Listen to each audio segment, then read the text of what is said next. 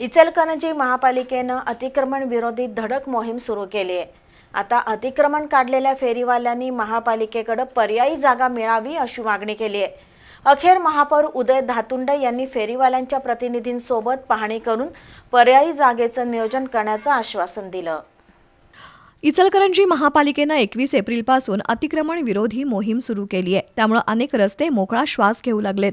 मात्र अतिक्रमण काढलेल्यांनी आता पर्यायी जागा मिळावी अशी मागणी करत उपमहापौर अनिल डाळ्या यांची भेट घेतली।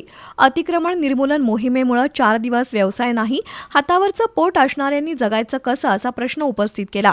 अतिक्रमण काढलेल्या जागेवर कार आणि बसचं पार्किंग केलं जात आहे, त्यांच्यामुळे वाहतुकीला अडथळा होत नाही का असं विचारत फेरीवाल्यांना पर्यायी जागा मिळावी अशी मागणी केली।